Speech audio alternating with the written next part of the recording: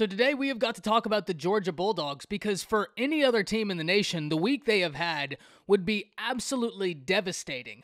But the Bulldogs recruit so well up to this point and will continue to recruit so well, the Bulldogs will somehow be able to climb back for this, but 2 5-stars have decommitted from Georgia, and we need to talk about this because there are implications on both of these that are really interesting, and A&M is a team that could absolutely profit off of this. But before we do, as always, y'all know the drill. I want to hear from y'all. Hop down to the comments, give me a Y for yes or an N for no. Do you believe that the Texas A&M Aggies will profit from Bear Alexander and Dayon Bowie not going to the Georgia Bulldogs? And let me know what you're thinking there, and we're going to break down why the A&M is uniquely positioned to land both of those guys. If you're new to the channel, be sure to subscribe, hit that bell notification because I do constant college football content and you don't want to miss any of it. And if you enjoy that content, be sure to like, comment down below. Those interactions are massive for content creators such as myself.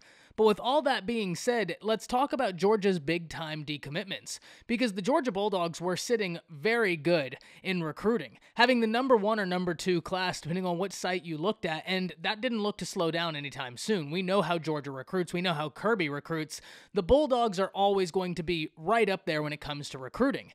And so that's why it is a unique situation when 2 5-stars decommit from a class and you're still sitting within the top 5 recruiting classes of the nation. That's a testament to what Kirby Smart is able to do on the recruiting trail and the faith recruits have within the Bulldogs. But it's still not a good thing or an easy loss to have 2 5-stars leave the class. There is a name that both of them kind of revolve around, and that is Nick Williams, a former analyst for the Georgia Bulldogs who is now with the Aggies. Now, if we talk about Dayon Bowie, he's someone who, when he committed in November, was adamant about talking about how close he and Nick Williams were, saying at the time that they talked every day and he viewed Williams almost as a brother. So with Williams at the Aggies, it seems likely that they would be getting a serious look from Bowie. Now look, I'm not saying I think for certain he's going to commit there. Other institutions could certainly get a look as well and get a shot to try and win him over. It's just going to be a very tough sell when he's been so forthright that he and Nick Williams have such a phenomenal relationship, and now Nick Williams is at A&M, and if we look at the recruiting rankings, A&M's a top 10 class right now, and they have been making waves in the recruiting world with multiple top prospects. So it's not like A&M is out of the realm of possibility, and then you add in the fact that his really close coach that he was looking forward to being able to work with at Georgia is now with A&M. It's kind of a compounding factor. And similarly for Bear Alexander, Nick Williams is somebody that Bear Alexander was very close with. Now, Bear Alexander was actually on a visit to the Aggies this past weekend when he decided to decommit from Georgia, saying that Georgia was still within his top group. He would still be giving them a look, but he just wanted to take time and get back to the recruiting process.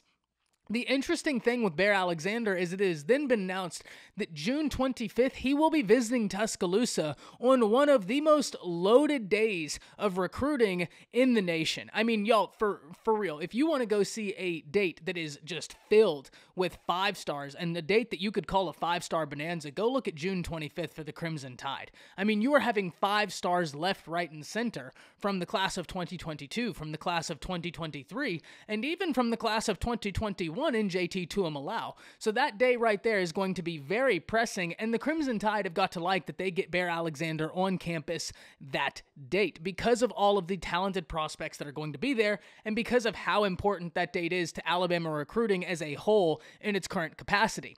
With all of that being said, though, you have to like A&M's chances when a guy that Bear Alexander was close with on that Georgia staff in Nick Williams is now at A&M, and then you double down on that when he decommitted from the Georgia Bulldogs while on an A&M visit.